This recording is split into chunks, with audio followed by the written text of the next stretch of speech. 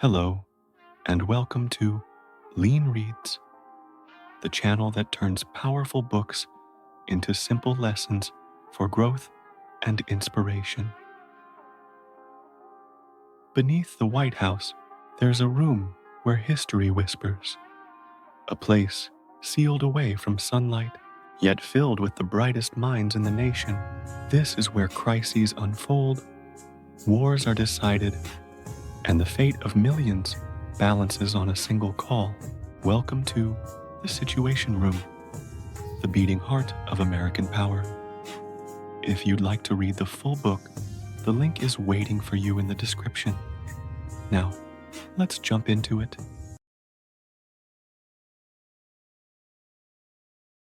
The Situation Room 2024 opens the doors to one of the most secretive and consequential places on Earth, the White House Situation Room. Hidden beneath the West Wing, this secure nerve center has witnessed some of the most defining moments in U.S. and global history.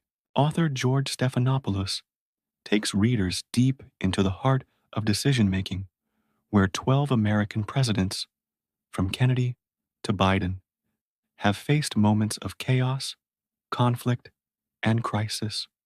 The book reveals not only the weight of leadership, but also how the evolution of this room mirrors the evolution of the modern presidency itself. This is not just a story about power.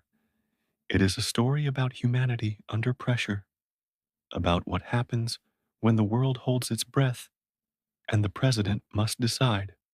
George Stephanopoulos is one of America's most respected political commentators, journalists, and insiders.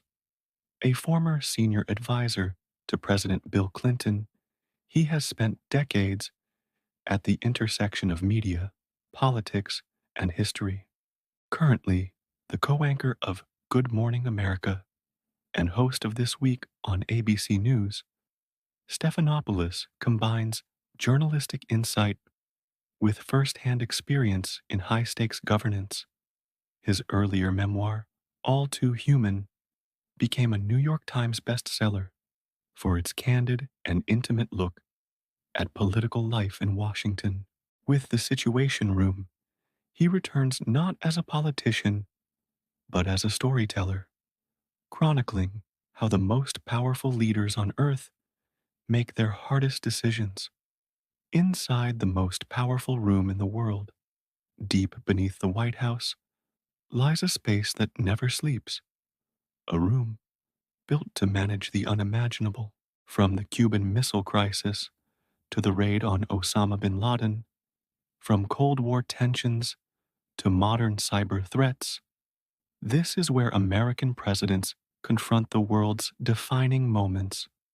Constantly staffed 24/7, equipped with cutting-edge communication technology, and supported by teams of military and intelligence officers, the Situation Room serves as the nerve center of American leadership. Here, presidents debate, argue, hesitate, and decide, sometimes within minutes, on matters that can change the course of nations. Stephanopoulos structures the Situation Room as a historical and emotional journey across 12 presidencies, blending insider access, archival material, and personal interviews. He highlights 5 presidents in particular whose moments in the Situation Room defined eras. John F. Kennedy, during the Cuban Missile Crisis, when nuclear war loomed closer than ever. Lyndon B. Johnson, navigating the Vietnam War through the fog of incomplete intelligence. Ronald Reagan, facing the chaos of his own assassination attempt and reshaping Cold War diplomacy. Barack Obama, authorizing the raid on bin Laden, one of the most iconic modern decisions. The birth of the Situation Room in the early 1960s, amid the escalating tensions of the Cold War. The White House Situation Room, the nerve center for presidential decision-making, was born out of necessity. The key figure behind its creation was Brigadier General Godfrey McHugh, an Air Force officer and close military aide to President John F. Kennedy. With his deep strategic understanding and wide network of connections, McHugh introduced Kennedy to the concept of a centralized command hub, a secure place designed to manage intelligence, coordination, and real-time decision-making during the uncertain years of the Cold War. The term Situation Room first appeared in a 1961 military study titled Concept of National Cold War Operations. This pivotal document, personally delivered by McHugh to the President, proposed the establishment of a dedicated room within the executive office staff to handle the growing complexity of intelligence and operations. The timing could not have been more critical. Barely 10 days later, the Bay of Pigs invasion would expose, with brutal clarity, the government's weaknesses in communication and coordination. The failed invasion, launched in April 1961 as a CIA-led covert operation to overthrow Fidel Castro, was a humiliating disaster. It not only damaged America's global credibility, but also revealed how chaotic and disorganized the nation's internal decision-making process had become. Sensitive information had been transmitted through unsecured lines, key directives were delayed, and critical intelligence was lost in bureaucratic confusion. Disillusioned and angered by this failure, President Kennedy resolved to reform the system. He recognized the urgent need for a secure, centralized location where critical information could be gathered, analyzed, and communicated in real time, directly to the Commander-in-Chief. On April 30th, 1961, less than 2 weeks after the Bay of Pigs fiasco, Kennedy issued the official order to create the White House Situation Room. Under the supervision of the Navy Construction Battalion, an unused bowling alley in the White House basement was transformed within a single week into a 4-room command complex. Though rudimentary at first, the facility included secure communications lines, briefing capabilities, and a small operations staff. Despite its modest beginnings, the Situation Room quickly proved indispensable as the White House's crisis management hub. Its importance was fully demonstrated during the Cuban Missile Crisis in October 1962, when U.S. reconnaissance flights discovered Soviet missile sites in Cuba. The Situation Room provided Kennedy with real-time intelligence updates that proved vital to his decision-making. One of its defining moments came when it relayed Premier Khrushchev's radio broadcast announcing the dismantling of the missile sites, a message that confirmed the peaceful resolution of a confrontation that had brought the world to the brink of nuclear war. Initially staffed primarily by CIA officers working around the clock, the Situation Room soon expanded to include personnel from across the national security apparatus. Its purpose was never to command military operations directly, but to serve as a secure communications and information center, ensuring that the president and his closest advisors always had the most accurate intelligence at hand. This innovation dramatically improved the speed and accuracy of presidential decision-making during emergencies. Born from the pressures of the Cold War, the Situation Room became a permanent pillar of American security strategy, continuously evolving to meet new technological and geopolitical challenges. By the dawn of May 20th, 1965, while most of Washington, D.C. was still asleep, the Situation Room was once again alive with urgency, a silent witness to the ceaseless rhythm of crisis and command that defines the modern president, the nerve center of the Johnson administration. This chapter paints a vivid portrait of the Situation Room as the beating heart of President Lyndon B. Johnson's administration, the place where it truly evolved into the nerve center of America's military command during the Vietnam War. President Johnson placed absolute trust in the Situation Room, constantly demanding updates at all hours of the day and night.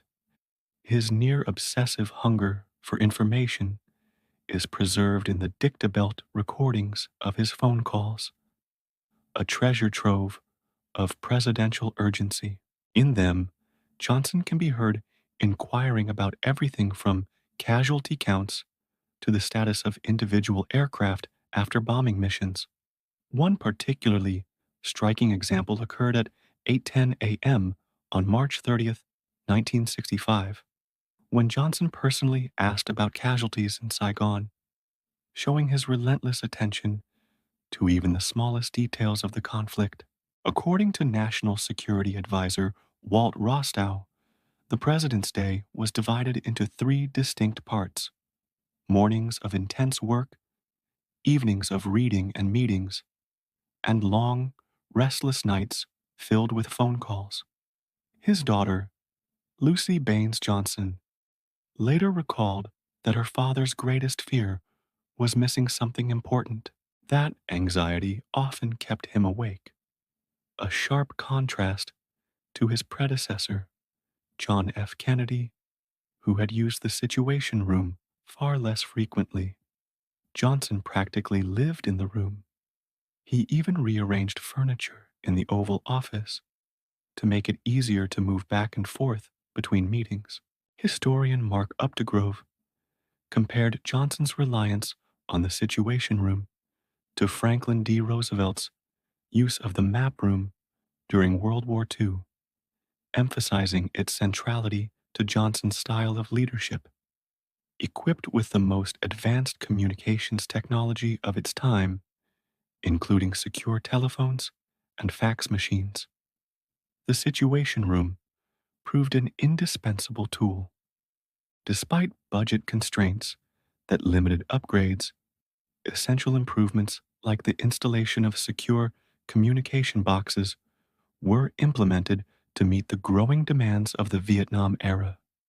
The Situation Room also played a vital role during the Six-Day War in 1967. President Johnson utilized the Moscow-Washington hotline to communicate directly with Soviet Premier Alexei Kosygin. It was the first time this hotline had been used effectively, helping to de-escalate tensions and avert a potential nuclear confrontation. By the end of Johnson's crisis in the Situation Room, the attempted assassination of President Ronald Reagan on March 30th, 1981, exposed critical weaknesses in the White House's crisis management procedures. At 2:27 p.m., as Reagan exited the Washington Hilton Hotel, John W. Hinckley Jr. fired 6 shots toward him. One bullet ricocheted off the presidential limousine and struck Reagan in the chest. Secret Service agent Jerry Parr reacted instantly, shoving the president into the car and ordering an immediate evacuation. Initially, Reagan appeared only mildly injured, but upon arriving at George Washington University Hospital, he collapsed, sending shockwaves through the government. The White House Situation Room instantly became the center of command and communication.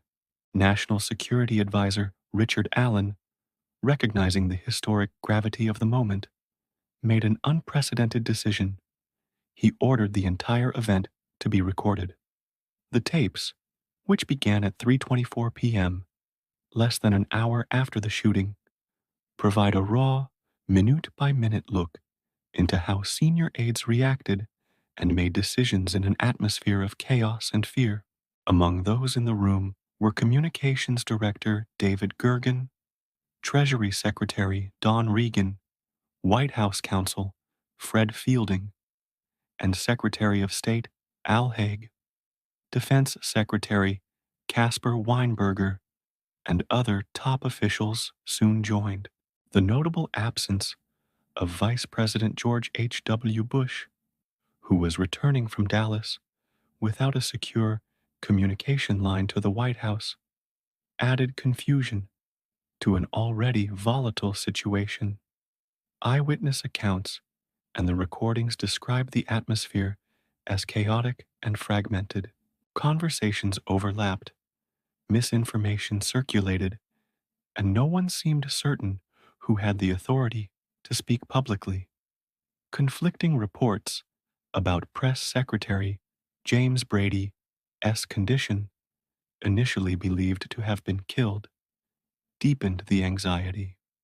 In the midst of the turmoil, Secretary of State Al Haig took control, announcing to reporters, "I am in control here." The declaration, made while the Vice President was still in transit, directly contradicted the constitutional line of succession, which places the Speaker of the House and the President pro tempore of the Senate before any cabinet official. Instead of restoring order, Haig's statement amplified confusion, raising fears that power might be slipping into disarray. Tensions rose further when intelligence reports arrived that Soviet submarines had increased activity off the U.S. East Coast. This sparked fears of a coordinated hostile act.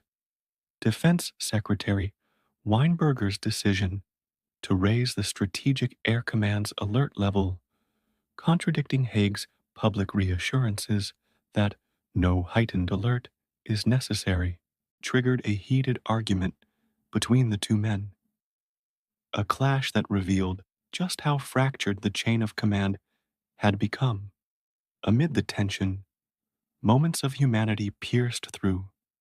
When false reports of James Brady's death spread across the room, silence fell, followed by palpable relief when news arrived that he was still alive, though gravely wounded. Eventually, Vice President Bush's arrival restored calm. His steady demeanor and focus on re-establishing order reassured the administration and the public alike. The Reagan assassination attempt was a wake-up call, a real-time test of America's crisis architecture. It revealed vulnerabilities in communication, coordination, and command. But it also led to a comprehensive overhaul of the Situation Room's procedures and infrastructure.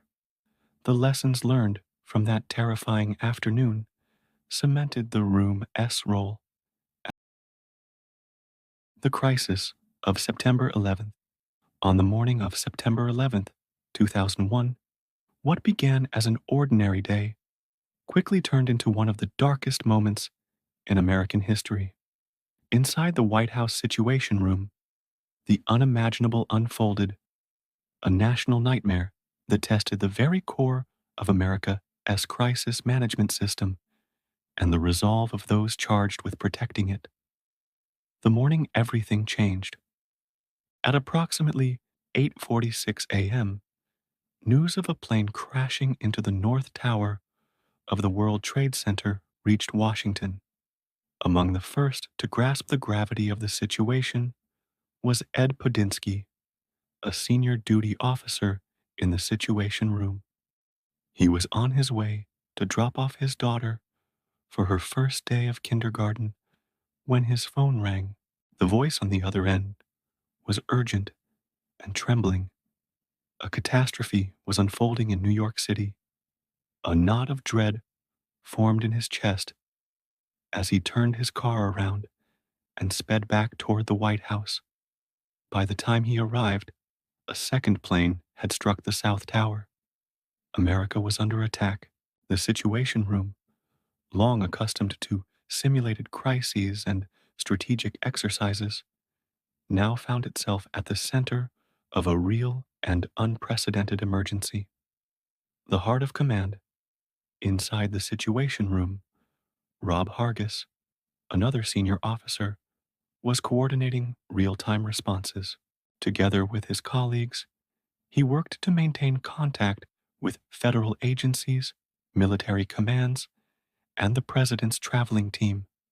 Their mission was clear: keep the president informed, maintain communications, and stabilize command.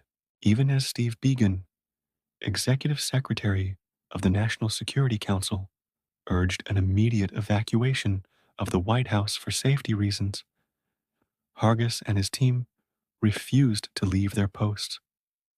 Their presence was essential, a later report noted. They were the link, the beating heart of information flow during the country's most vulnerable hours.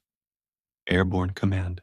Meanwhile, in Sarasota, Florida, Situation Room Director Captain Deborah Lower was traveling with President George W. Bush.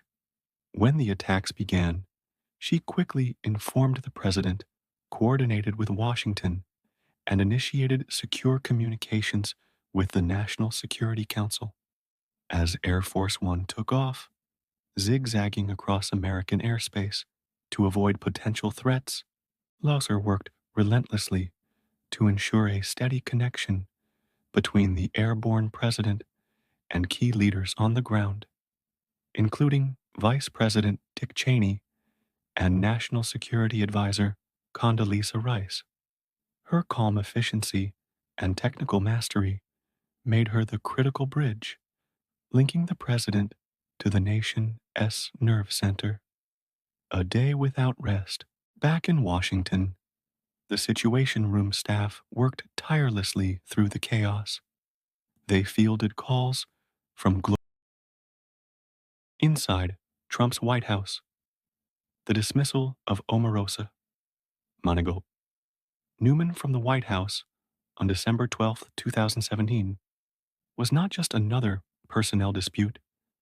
It became a symbolic episode that exposed the atmosphere of chaos, mistrust, and improvisation that defined the Trump administration. The incident began when Chief of Staff John Kelly summoned Omarosa to the Situation Room, a space reserved for the most sensitive national security discussions, to inform her of her termination. The stated reason: serious integrity issues. What made the event unprecedented was Omarosa's decision to secretly record the entire meeting, an extraordinary breach of security protocol, and a shocking reflection of the deep mistrust that had come to pervade the White House. During the encounter, Kelly warned her that a friendly departure would be best for her reputation, a remark she interpreted as a veiled threat. She later claimed she was held in the Situation Room for nearly 2 hours, denied permission to leave even briefly. Jeff Fowler, the senior director on duty, disputed her account, explaining that the Situation Room can only be locked from the inside, regardless of the details.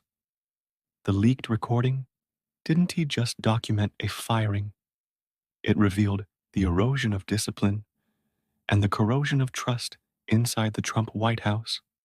A culture of suspicion, mistrust had become a defining feature of the Trump era. Several aides, including the president himself, were rumored to record conversations routinely.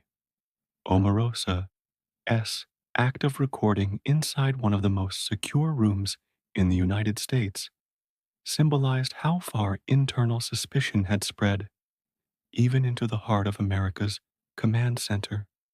The administration itself was characterized by volatility and instability. Key national security and defense positions changed hands repeatedly. 4 secretaries of defense, 4 directors of national intelligence, 4 White House chiefs of staff, 5 secretaries of Homeland Security, high-ranking officials such as Rex Tillerson and James Mattis, openly clashed with Trump and later criticized his leadership. Tom Bossert, former Homeland Security advisor, described Trump as the least disciplined person I've ever worked with. Insiders often admitted that senior aides would ignore or delay presidential orders they considered reckless, not out of disobedience, but to protect institutional stability, a presidency of impulse. One striking example occurred in June 2019 when President Trump abruptly canceled a military strike on Iran just minutes before missiles were set to launch, after being warned of high civilian casualties.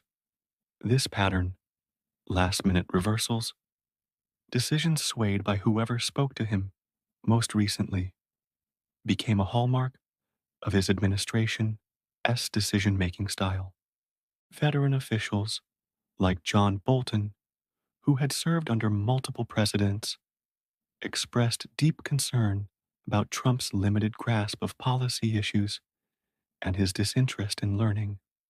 Bolton contrasted him sharply with George W. Bush, who, despite initial inexperience in foreign affairs, worked tirelessly to understand the complexity of the issues he faced.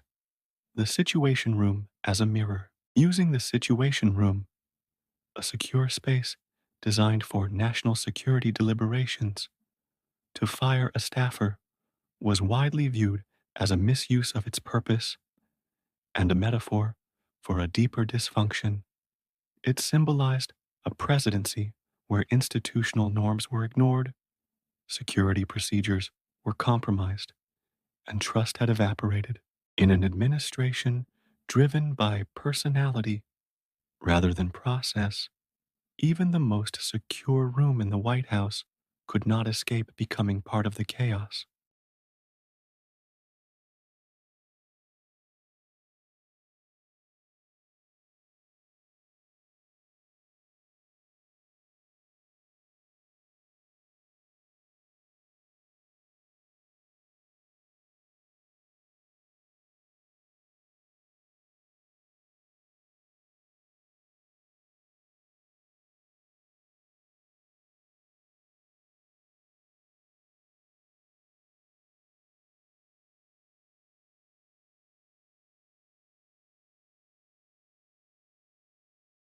The White House Situation Room is not just a physical location, it is the nerve center of American power, the place where information, crisis, and decision converge.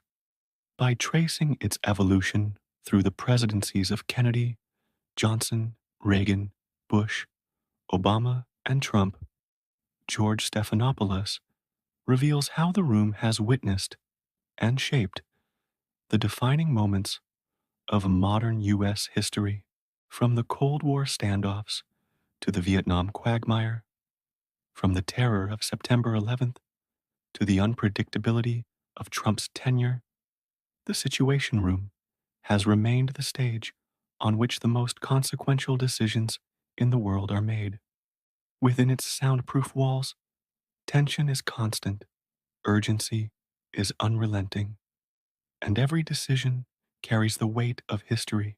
As the world and technology evolve, so too does the Situation Room, adapting to new threats and challenges, from nuclear standoffs to cyber warfare. Its legacy stands as a living testament to the importance of leadership, discipline, and timely intelligence in navigating the complexities of modern governance. Ultimately, the book reminds us that while presidents come and go, the Situation Room endures, a symbol of the enduring machinery of decision, responsibility, and resilience at the heart of American democracy. When I finished reading The Situation Room, I didn't just close a book, I closed the door to a world few of us will ever see, a windowless basement beneath the White House, humming with tension and urgency, where history is written not in speeches, but in silence, hesitation, and the weight of impossible choices. What struck me most is not the technology or the drama, but the humanity that pulses beneath every crisis. Each decision, whether it was Kennedy's restraint during the Cuban Missile Crisis, Johnson's torment over Vietnam, or Bush's trembling voice on 9/11, reminds us that power is a burden before it is a privilege. Behind every order lies fear, doubt, and the lonely cost of leadership. George Stephanopoulos doesn't simply recount events. He exposes the anatomy of decision-making, how information, emotion, and ego collide in moments that shape history. The Situation Room is not just a place. It's a mirror reflecting the state of American leadership, and by extension, the world's. When discipline, trust, and process guide the room, nations find stability. When chaos, vanity, and suspicion seep in, even the most powerful government becomes fragile. Through 12 presidents, the room evolves from a Cold War command post to a digital age nerve center, a story of adaptation, but also of fragility. It reminds us that systems can be rebuilt, but trust once broken is far harder to repair. Reading this book in our era, a world of instant information, polarized politics, and relentless crises, I'm reminded of something profound. Every one of us has a situation room of our own, a mental space where we process chaos, where our principles are tested, and where we decide who we want to be in moments of uncertainty. Leadership, whether in a nation or in a single life, begins there, in stillness, in listening, in the courage to choose the harder path. The Situation Room is ultimately not a book about presidents. It is a book about people, their flaws, fears, and the fragile art of decision. It is a reminder that history is not made in grandeur, but in clarity, and that the true measure of power is not control, but conscience. Inside the most secure room on earth, we see the most vulnerable truth of all, that even in the corridors of power, humanity is what decides the future.